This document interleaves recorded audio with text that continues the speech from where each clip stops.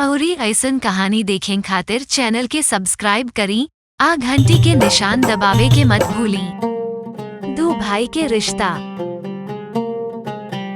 कबो एगो शहर में जेम्स आ विलियम नाम के दो गो भाई रहत रहले। उनका माई बाबूजी के मौत कबो पहले एगो दुर्घटना में हो गई रहे। अब दोनों भाई एक दूसरा के छोड़ के केहू ना रहे।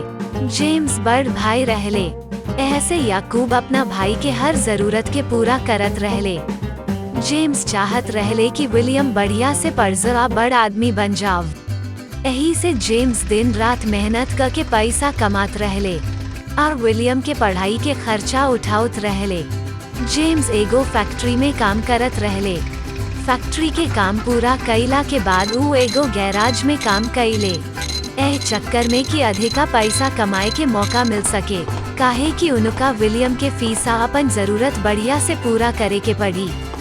जेम्स सवेरे सवेरे फैक्ट्री में जात रहले। ऐसे वो जल्दी उठते रहले, घर के सब काम करत रहले, खाना बनावत रहले ताकि विलियम बढ़िया से पढ़ाई कर सके और विलियम खातिर कवनो दिक्कत ना होखे। एह तरह से कुछ साल बीत गए। विलियम के स्कूली पढ़ाई पूरा हो गई।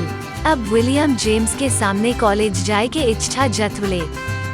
जेम्स खातिर कॉलेज के फीस देवे में तनी मुश्किल रहे, बाकिर तबो ऊ विलियम के कॉलेज भेज देला जैसे कि ओका पढ़ाई ना रुके।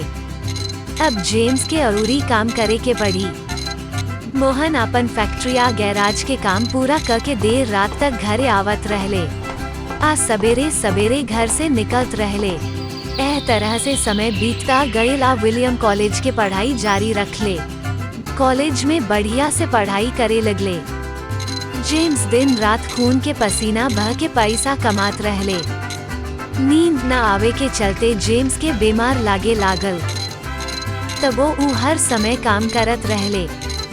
उनका दिमाग में बस एक गो इच्छा रहे कि विलियम के पढ़ाई कईला के बाद ऊ बड़ आदमी बन गईले तब फिर सब ठीक हो जाए आ ओकरा उतना काम तक ना करे के पड़ी।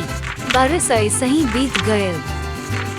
आज विलियम के कॉलेज के पढ़ाई पूरा हो गई रहे और आज उनकर कॉलेज के रिजल्ट आवे वाला रहे। जेम्स बहुते खुश रहले कि विलियम बहुते बढ़िया नंबर लेके पास हो जाए हैं। जेम्स ओह दिन सांझ के सवेरे मिठाई लेके घरे पहुँचले। ऊ घरे जाके विलियम के इंतजार कईले।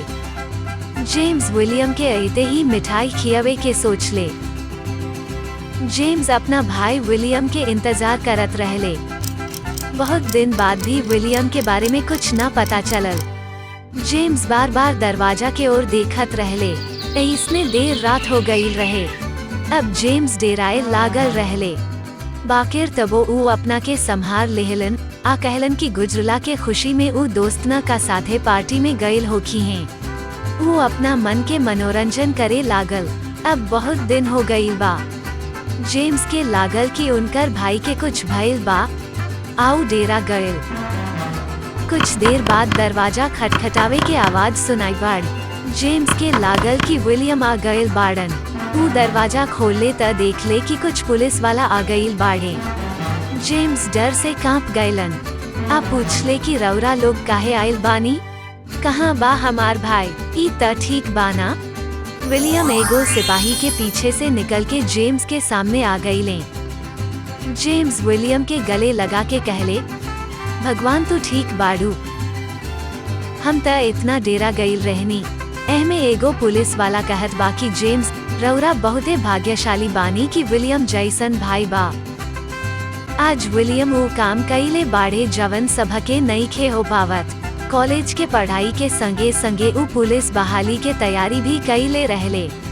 आज उनकर रिजल्ट भी आ गईल बा। विलियम के दोनों परीक्षा में बहुत बढ़िया नंबर मिलल बा।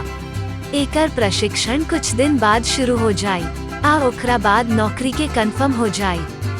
ई सुन के विलियम कहले, हम भाग्यशाली बानी कि ऐसन भाई मिलल बा।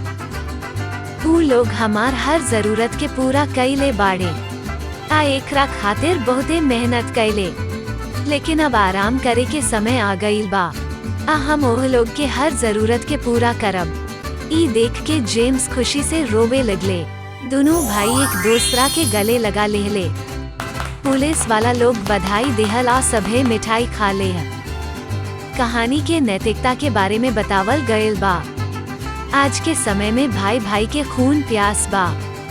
सामंजस्य आ भाईचारा से जिए में खुशी होला। हालात चाहे जवन होखे, कबहू मेहनत ना छोड़ी। एक दिन रौरा सफलता जरूर मिली।